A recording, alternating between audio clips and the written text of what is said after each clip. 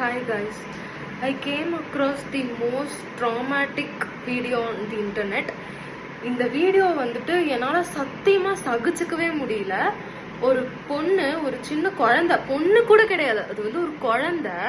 அவங்க அப்பா வந்து குடிபோதையில அவங்க அம்மாவையும் தம்பியும் அக்காவையும் சேர்த்துன்னு நினைக்கிறேன் 3 பேத்தையும் கொன்னுட்டாரு. இந்த பொண்ணு ஹாஸ்டல்ல வந்து படிச்சுட்டு இருக்கு. வந்து பார்க்கும்போது அம்மாவும் தம்பியும் ரத்த வெள்ளத்துல செத்து கிடக்குறாங்க. அதை பார்த்து அவங்க அப்பாவுக்கு ஒரு தண்டனை வேணும்னு அந்த பொண்ணு கதறிட்டு இருக்கு. பக்கத்துல ஒரு இவன் வந்துட்டு இந்த பொண்ணு லிட்டரலா அப்யூஸ் பண்ணிட்டு இருக்கான். ஒரு பொண்ணு நியாயம் வேணும்ட்டு அம்மா தம்பி இறந்துருக்காங்க. அவ என்ன மாதிரி ஒரு மைண்ட் செட்ல இருப்பா, அவளுக்கு இன்னும் யார் இருக்காங்க, அப்பாவும் இப்படி பட்டவரா இருக்காரு. அந்த பொண்ணோட மனநிலைமை, இந்த வயசுல அந்த பொண்ணு எவ்வளவு ட்ராமா ஃபேஸ் பண்ணிட்டு இருக்கோம்.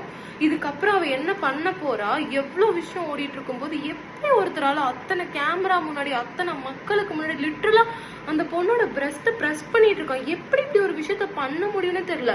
இது வந்து பார்க்கும் போதே ரொம்ப ட்ராமாவா இருக்கு. எப்படி இந்த ஆள் வந்து மேபி ஒரு கார்டியனா இருக்கலாம், நாளைக்கு அந்த பொண்ணு இந்த ஆள் வீட்டுல தான் போய் தங்குமா கூட இருக்கலாம். இது வந்து சீரியஸா வந்து போலீஸ் பார்த்து அந்த அப்பா மேல ஆக்ஷன் எடுக்கிறதுக்கு ஈக்குவலா இந்த ஆள் மேலயுமே ஆக்ஷன் எடுக்கணும். இது வந்து பக்கத்துல இருக்கவங்க யாராச்சும் பார்த்து அந்த ஆளை திட்டுறாங்களா, அடிச்சிருக்காங்களா, ஒண்ணுமே தெரியல.